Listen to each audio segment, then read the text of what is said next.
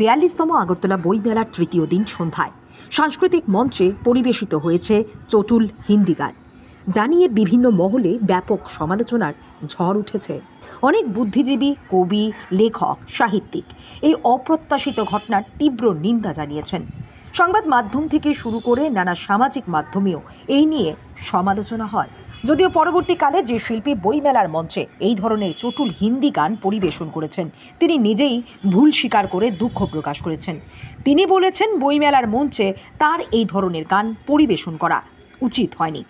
গান বাছাই করার ক্ষেত্রে তার বড় ভুল হয়ে গেছে। এর জন্য তিনি সকলের কাছে দুঃখ প্রকাশ করেছেন। এখন এই ঘটনাকে ইস্যু করে ঘটনার প্রতিবাদ জানিয়ে এবং অপসংস্কৃতির অভিযোগ তুলে বামপন্থী ছাত্র যুব সংগঠনের কয়েকজন নেতাকর্মী সোমবার রাজ্য তথ্য সংস্কৃতি দপ্তরের অধিকর্তা অফিসে বিক্ষোভ প্রদর্শন করে।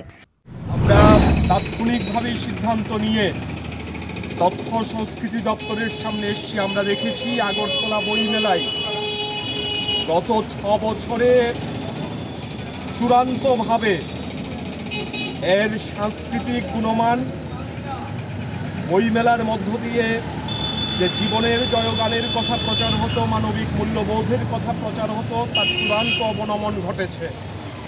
আগরতলা বইমেলার তৃতীয় দিনে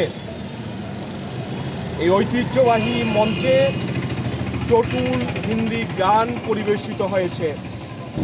এটা চূড়ান্তভাবে নিন্দনীয়। তথ্য সংস্কৃতি দপ্তর, যাদের অধীনে এই বইমেলা পরিচালিত হচ্ছে, তারা নীরব। যে শিল্পী গান পরিবেশন করেছেন, ওনার বিরুদ্ধে আমাদের ক্ষোভ নয়। উনি সামাজিক মাধ্যমে এই গান পরিবেশন করার জন্য দুঃখ প্রকাশ করেছেন। কিন্তু এই গোটা বইমেলাটা পরিচালনা করার প্রশ্নে তথ্য সংস্কৃতি দপ্তরের সামগ্রিক যে উদ্যোগ, সেই উদ্যোগে গাফিলতি, দুর্বলতা বছরের পর বছর দেখা যাচ্ছে। গতকালকেও আগরতলা বইমেলার মধ্যে হানাদারি চলেছে। স্টলের যে সাজসজ্জা, তা ভেঙে নতুনভাবে করতে বাধ্য করা হয়েছে। চূড়ান্তভাবে বইমেলাকে কেন্দ্র করে এই রাজ্যের সরকার বিভাজন করছে, অপসংস্কৃতির আমদানি করছে।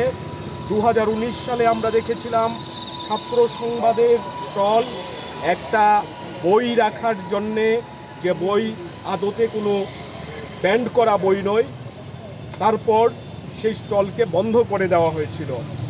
আদালতের রায়ে ছাত্র সংবাদের স্টল খুলেছিল। সেদিন বামপন্থী সংগঠন পরিচালিত ছাত্র সংবাদের স্টলের উপর আক্রমণ দিয়ে, আঘাত দিয়ে এরা শুরু করেছিল। আজকে বইমেলার মধ্যে অন্যান্য প্রকাশনীর ওপরও আক্রমণ নেমে আসছে। এই ঘোরতর কালো দিনে, এই অন্ধকার সময়ে আমরা রাজ্যের সংস্কৃতি মনস্ক মানুষ যারা রয়েছে, আগরতলাবাসী যারা সচেতন নাগরিক, তাদের কাছে অনুরোধ করব, এর বিরুদ্ধে প্রতিবাদে সোচ্চার হন।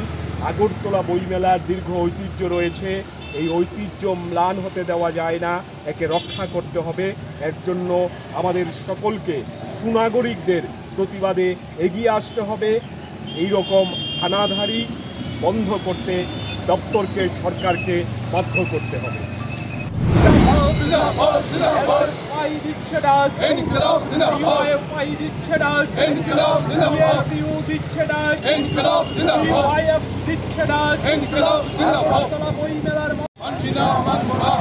বইমেলার ঐতিহ্যকে ম্লান করার বিরুদ্ধে জনগণ এক হন। আগরতলা বইমেলার ঐতিহ্যকে ম্লান করার বিরুদ্ধে জনগণ এক হন। আগরতলা বইমেলার মঞ্চকে চটুল গানের মঞ্চ হিসেবে ব্যবহার করার সিদ্ধান্তকে আমরা জানাই ধিক্কার। আগরতলা বইমেলার মঞ্চকে চিহ্নিত করার প্রচেষ্টাকে আমরা জানাই ধিক্কার।